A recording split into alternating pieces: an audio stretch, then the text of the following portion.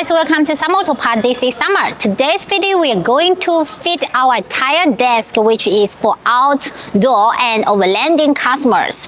As the video I showed you last year or maybe 2 years ago, I have one outdoor floatable tire desk which go camping outside with my friends, and the people all crazy about the idea of the tire desk. So today we are going to upgrade the desk with our new pattern, our new logos as X letters on the surface, and the one also looks like a butterfly.